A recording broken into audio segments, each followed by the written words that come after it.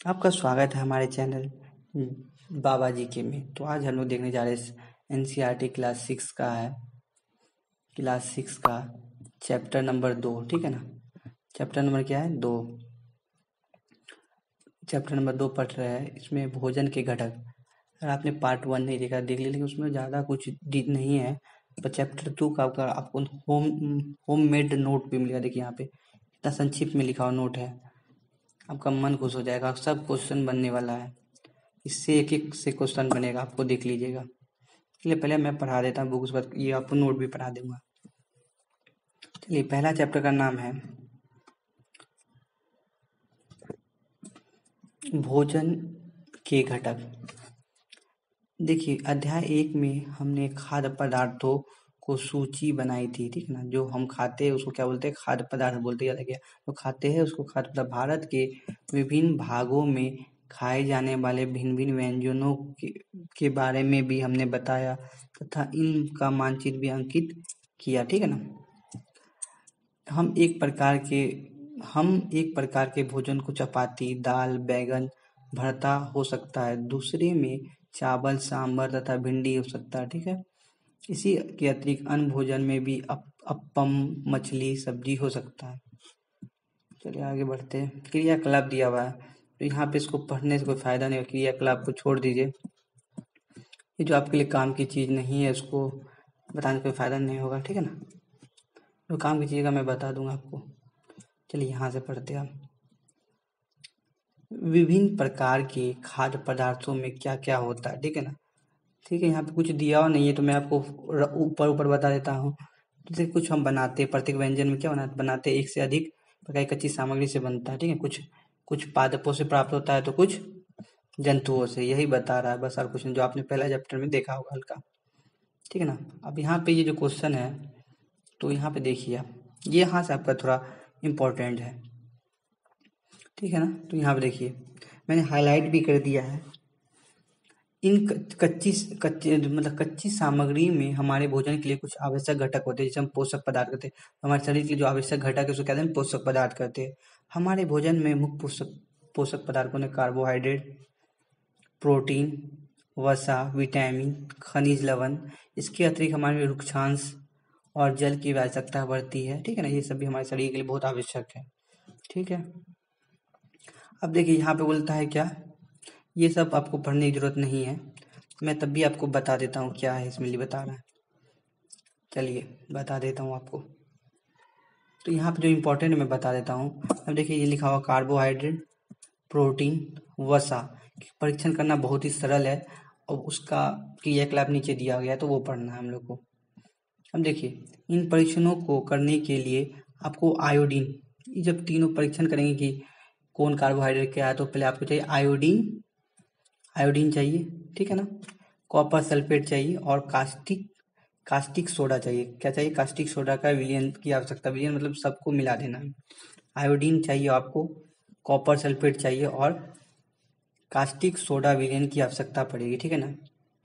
आपका भोजन कैसा होना चाहिए? पका या कच्चा सामग्री होना चाहिए। ठीक है ना।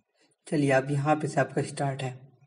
चलिए विभिन्न खाद्य पदार्थ की जांच करने मतलब करके देखे कि किस में कार्बोहाइड्रेट उपस्थित है। ठीक है। तो कार्बोहाइड्रेट कई प्रकार के होते हैं। हमारे भोजन में पाए जाने वाले मुख्य कार्बोहाइड्रेट मंड भी क्या है? कार्बोहाइड्रेट। शर्करा भी क्या है? अगर आपके ऑप्शन में आगे एग्जाम में कार्बोहाइड्रेट नहीं है, कार्बोहाइड्रेट का रूप कौन कौन है, तो आप याद रखिए मारिएगा मंड और शर्करा। ये ऑप्शन आ गया तो आप उसमें मार दीजिएगा ऑप्शन। ठीक है ना। अब आगे बढ़ते हैं। चलिए ये सब कुछ नहीं है। कैसे घोल बनाना एग्जाम में तो ये पूछेगा नहीं, घोल कैसे बनाना है, तो इसको मैं काट देता हूँ।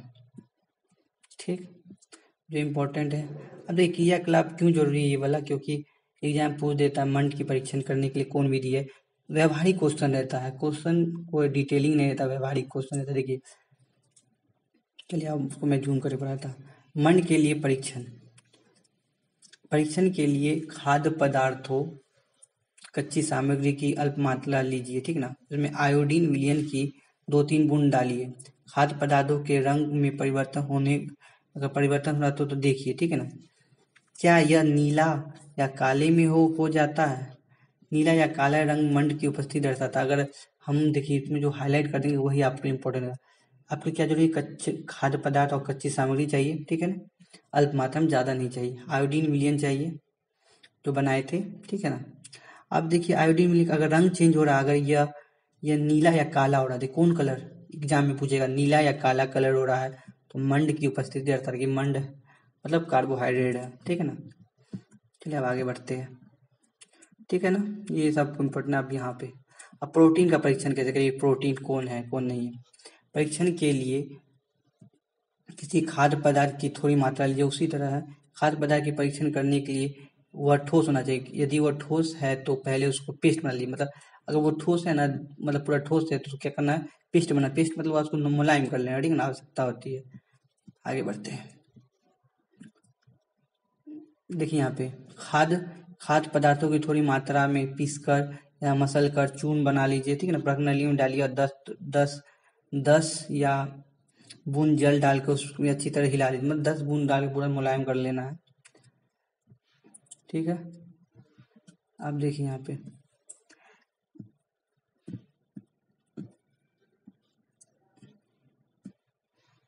अब यहाँ पे देखिए एक ड्रॉप की सहायता से प्रश्नावली में 2 बूंद कॉपर सल्फेट, देखिए उसमें क्या था इम्पोर्टेंट, इसमें देखिए उसमें डालते आयोडीन, इसमें क्या है 2 बूंद कॉपर सल्फेट डाले, ठीक है ना।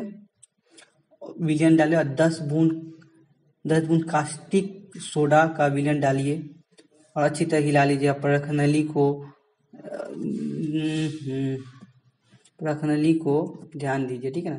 ध्यान से देखने पर प्रखनली पदार्थ है। यहाँ पे देखिए कुछ आगे है तो यहाँ पे नहीं, यहाँ पे देखिए बहुत इंपॉर्टेंट क्वेश्चन है। यहाँ से बैगनी रंग का खाद्य पदार्थ में प्रोटीन की उपस्थिति, बैगनी हो जाएगा तो प्रोटीन की उपस्थिति क्या क्या मिला रहे वो देख लीजिए। देखिए यहाँ पे मैं आपको बता देता हूँ इसके लिए। कार्बोहाइड्रेट में क्या मिला है, मंड के जांच के लिए आपको क्या करना है, तनु आयोडीन विलयन डालना है। और रंग देखिए ये इंपॉर्टेंट है, तनु आयोडीन विलयन डालना। और नीला या कौन रंग का हो जाए, नीला या काला रंग का हो जाए तो क्या बोलेंगे, मंड है, ठीक है ना। तो और यहाँ पे देखिए अगर आपको बताना है कि प्रोटीन है कि नहीं, प्रोटीन की जांच करना है तो आपको क्या करना है, पेस्ट बना लेना है भोजन का। उसके बाद आप देखिए 2 बूंद क्या रहना, कॉपर सल्फेट और 10 बूंद कास्टिक सोडा डालना है। तो उसके बाद रंग कैसा हो जाएगा, बैगनी। अगर बैगनी हो गया तो समझ जाइए कि आपको वो प्रोटीन है, ठीक है। अब आगे बढ़ते हैं। वसा के लिए क्या करना है, ठीक है ना। खाद्य पदार्थों की अल्प मात्रा लीजिए और उसमें एक कागज के टुकड़े पे लपेट कर, बहुत आसान है कागज को, ये मतलब इतना बड़ा कागज ले लीजिए, वसा को सामान ले लीजिए, हाथ से उसको इसे से थप थप मारिए, ये 2 हाथ से इसे लीजिए, हाथ से ऐसे कीजिए। अगर तेल लग गया तो वसा है, अगर तेल नहीं लगा तो वसा नहीं है, ठीक है ना। तो वही बता रहा है, कागज लगा हुआ है तो अगर धब्बा धुंधला टाइप का आ गया तो मतलब ये वसा का पहचान है। कागज, ये इम्पोर्टेंट, कागज पर तेल का धब्बा पदार्थ है तो वसा की उपस्थिति दर्शाता है। बस आप कुछ नहीं, जितना लाइन मैंने बताया उससे ज्यादा आपको आगे पढ़ना भी नहीं है, ठीक है ना। इसमें आप कुछ नहीं है, हटिए। अब देखिए क्या बोल रहा है, चलिए यहाँ से स्टार्ट करते हैं। क्या वसा प्रोटीन तथा मंड उन सभी पदार्थों में उपस्थित है जिनका आपने परीक्षण किया? क्या एक खाद्य पदार्थ में एक से अधिक पोषक तत्व उपलब्ध होते हैं? क्या आपने कोई ऐसा खाद्य पदार्थ पाया जिसमें कोई भी पोषक तत्व उपस्थित ना हो? मतलब ये बता रहे हो उस ऑप्शन, तो यहाँ से स्टार्ट है, ठीक है ना। यहाँ पे आप यहाँ से देखिए, ध्यान से आप देखिए यहाँ पे आपका एग्जाम में क्वेश्चन बहुत ही ज्यादा बनता है। पहला क्या है, हमने 3 पोषकों के बारे में पढ़ा है, कार्बोहाइड्रेट, प्रोटीन, वसा के लिए खाद्य पदार्थ का परीक्षण किया, ठीक है ना।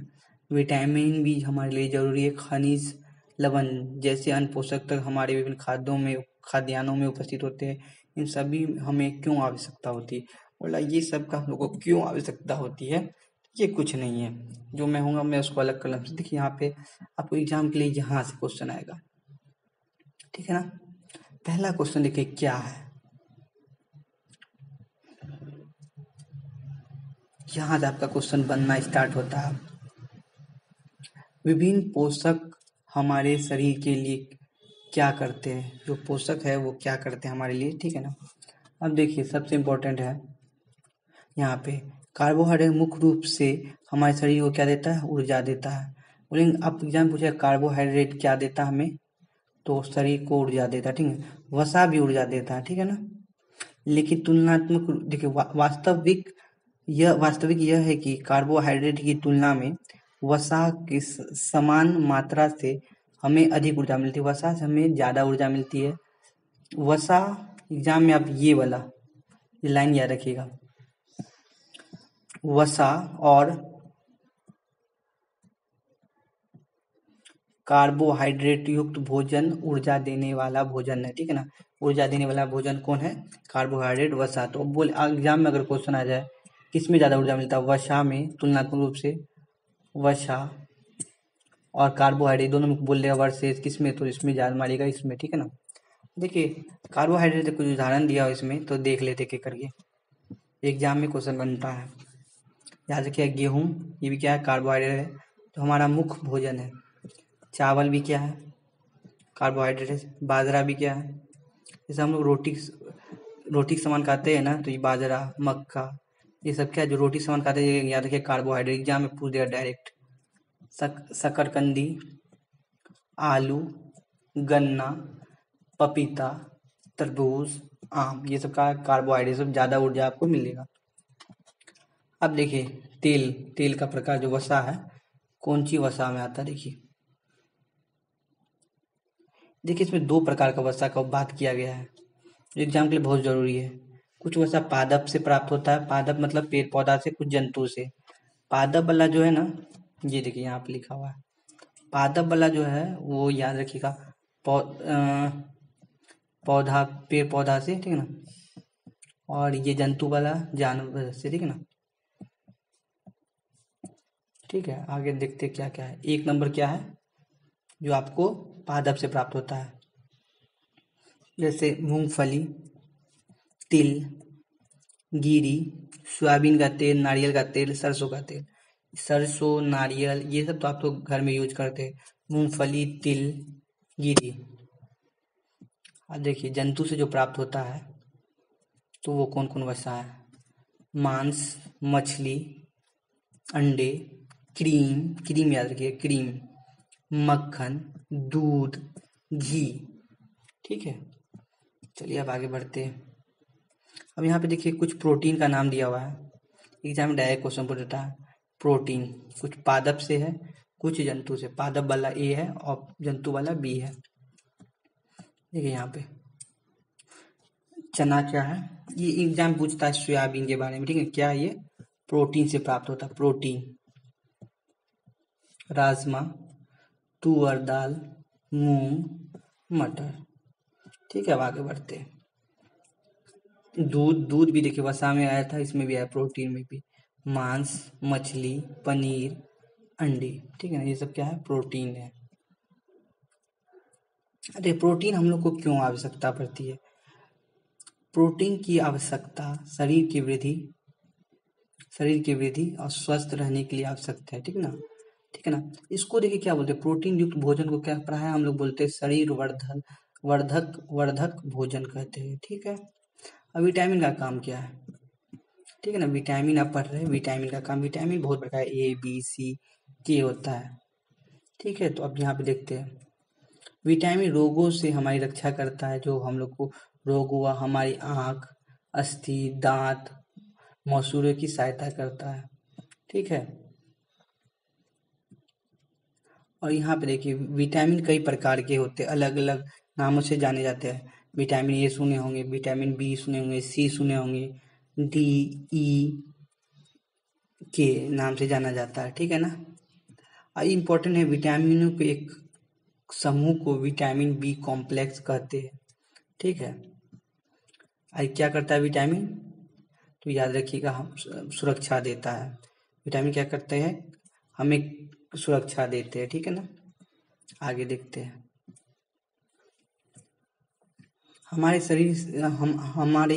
शरीर को सभी प्रकार की विटामिन,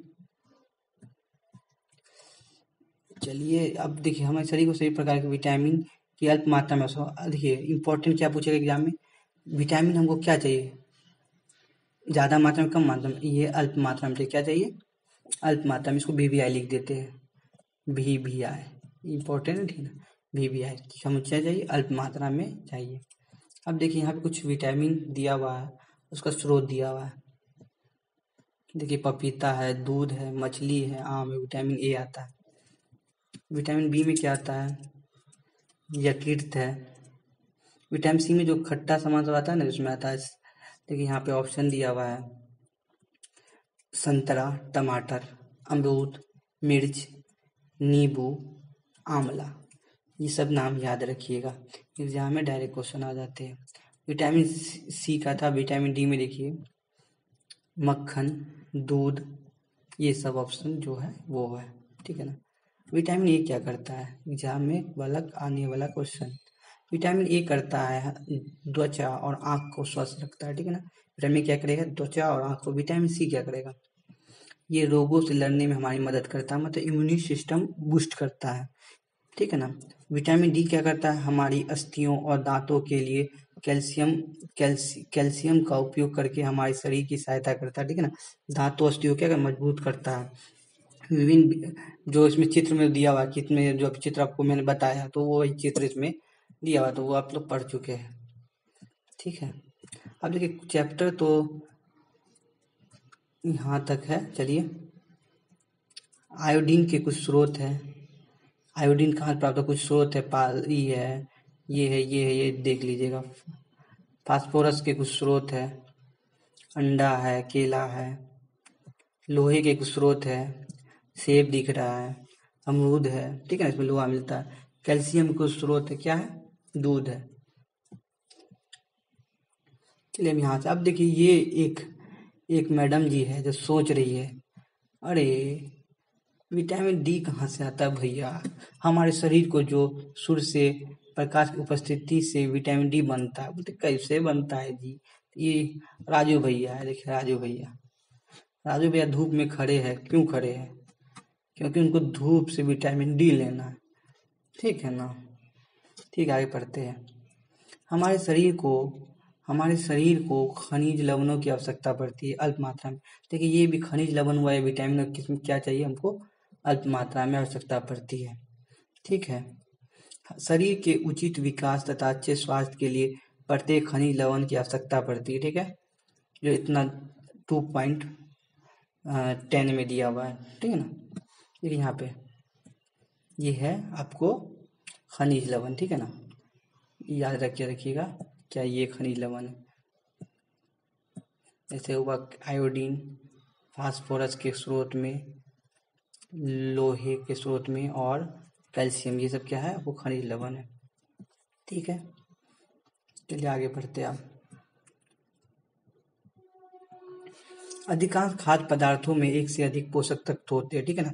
अधिकांश में क्या होता है, एक से अधिक पोषक तत्व होते हैं, याद रखिएगा, ठीक है ना। ये एग्जाम पूछेगा, एक अधिकांश खाद्य पदार्थ में क्या होता है, एक से अधिक पोषक तत्व होते हैं, ठीक है। आप देखेंगे अंडा को, दूध को देखे थे 2-3 जगह, ठीक है ना। तो इसी तरह आगे बढ़ते हैं। सारणी इतना परीक्षण के इस बात को आवश्यकता तस्वीर दिया, फिर भी किसी भी कच्ची सामग्री में एक से अधिक पोषक तत्व की दूसरी पोषक तत्व की मात्रा से अधिक हो सकती है। उदाहरण के लिए चावल में कार्बोहाइड्रेट की मात्रा दूसरे पोषक तत्व से कहीं अधिक। कार्बोहाइड्रेट में सबसे ज्यादा क्या होता है, कार्बोहाइड्रेट होता है, ठीक है। उसके बाद और सब अल्प मात्रा में होता है। इस आधार पर हम यह कह सकते हैं कि चावल कार्बोहाइड्रेट समृद्ध भोजन है, जो अधिक मात्रा में उसके लिए ना। इन भोजन के अलावा हमारे आहार में रेशों की आवश्यकता पड़ती है तथा जल की भी आवश्यकता पड़ती है। इसमें अल्प मात्रा में अगर हमको चाहिए तो हमको खाली पोषक तत्व के अलावा भी कुछ हमारे शरीर में चाहिए, ठीक है। क्या करेगा, ये आहारी रेशे हैं और जल की आवश्यकता होती है। आहारी रेशे रुक्षांश के नाम से जाना जाता है, तो आपको बहुत इंपॉर्टेंट, आहारी रेशे को क्या रुक्षांश के नाम से जाना जाता है।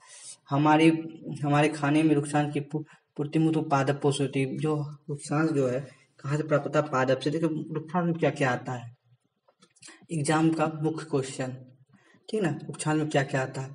साबुत खाद्यान्न, साबुत मतलब वो जो, मतलब जो चना देखे ना, जो फुला लेते हैं उस तरह, दाल, आलू, ताजे फल, सब्जियां। नुकसान हमें शरीर को कोई पोषक इंपॉर्टेंट, बहुत इंपॉर्टेंट क्वेश्चन है, कोई पोषक प्रदान नहीं करती है, ठीक ना। फिर भी भोजन में आवश्यक हो अवयव है। क्यों आवश्यक है आप बताएंगे इसको? इसका आयतन बढ़ा देता है, मतलब भोजन भी आवश्यक अवयव और इसका आयतन क्या करेगा, बढ़ा देगा। बिना पचे हुए भोजन को बाहर निकालने के लिए बहुत आवश्यक। सांस क्यों जरूरत है? वो पोषण प्रदान नहीं करता, वो इसलिए जरूरत है क्योंकि वो हमारे बिना पचे हुए भोजन को बाहर निकालने में सहायक है, ठीक है ना। अब देखिए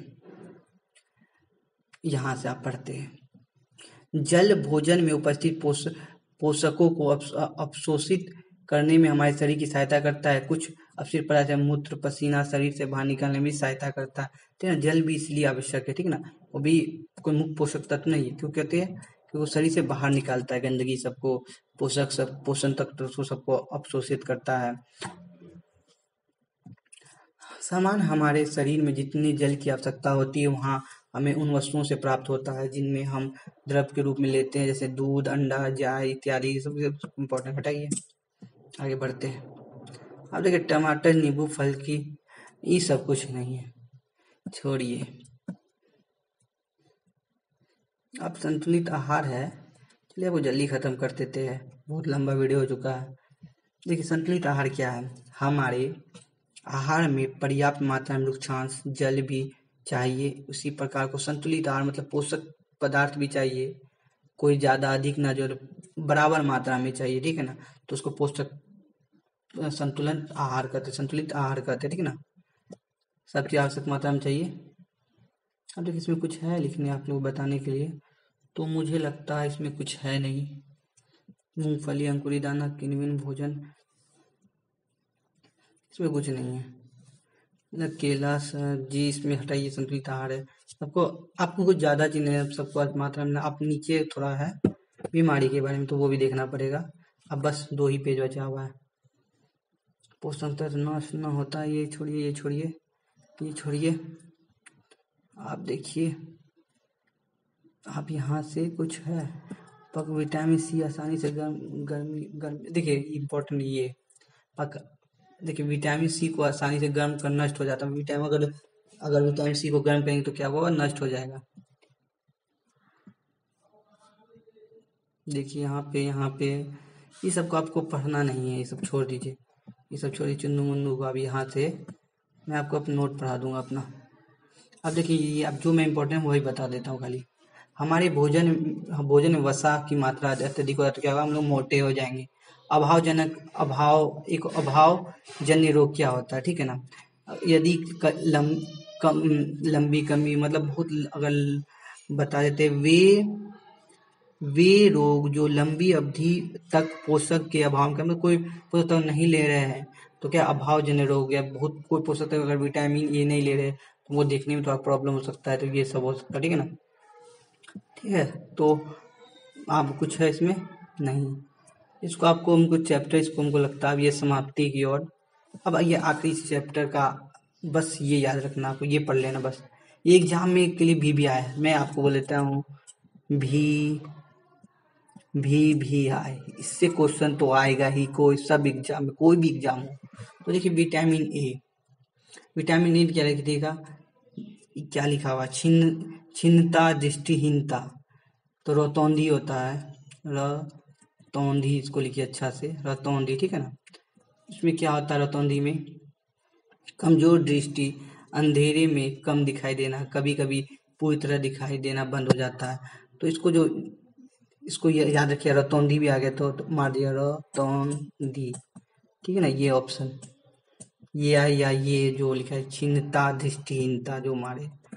विटामिन B1 में बेरी बेरी क्या हुआ, बेरी बेरी, विटामिन बी भी है, और बेरी बेरी, बी से बेरी, पता है, बी से बेरी, ठीक है ना। क्या उसमें दुर्बल पेशियों और काम करने की ऊर्जा में कमी, पेशी दुर्बल हो जाएगा, आपको काम करने में बहुत दिक्कत होगा।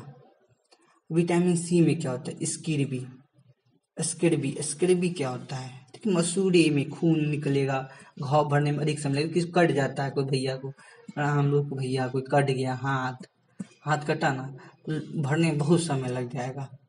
ठीक, अब देखिए विटामिन डी, रिकेट्स बीमारी का नाम क्या है? रिकेट्स होता है। ये क्या है? अभावजन्य रोग से विटामिन की कमी से होकर रिकेट, अस्थियों का मुलायम हो जाना, हड्डी का मुलायम हो जाना, मुड़ जाना, मुलायम होकर नहीं मुड़ जाता है। इस तरह देखिए, इस तरह ये भैया हाथ ऐसे थे, ये भैया का हाथ ऐसे हो गया, मुड़ गया, तो क्यों हुआ? विटामिन डी कीजिए। कैल्शियम क्या होता है? अस्थि और दंत क्षय होता है। अस्थियां होता है, दंत क्षय, तो अस्थि कमजोर होगा, दंत क्षय, कमजोर अस्थियां और दंत क्षय होता है। ठीक है ना? आयोडीन कमी घींगा, गायटक, गायटक बोलते हैं या गोयटक बोलते हैं, जैसे बोलना गर्दन की ग्रंथि को फूल जाना, जैसे ये है, ये आदमी तो यहाँ पे गर्दन में इनका ये फूल जाता है इससे। ठीक है, बच्चों में मानसिकता, विकलांगता, और अगर आयोडीन कमी को बच्ची में मानसिक कमजोरी हो जाएगा। ठीक है ना? लोहा क्या होता है? अरक्तता, अरक्तता मतलब कमजोरी। ठीक है ना? रक्त की अल्प मात्रा हो जाती है तो ये रक्तता हो जाती है। ठीक है, आपको ये वीडियो कैसा लगा तो बताइएगा, लेकिन आपको इसका अभ्यास प्रश्न होगा तो वो करके आइएगा। ठीक है ना? ये इसका अभ्यास प्रश्न आप लोग देख लिया, नहीं तो आप लोग को बोलिए, कमेंट कीजिएगा, तो मैं इसका अभ्यास प्रश्न बता दूंगा। अगर आपको वीडियो अच्छा लगा तो प्यारा सा हंसी के साथ इस वीडियो को लाइक कर दीजिए।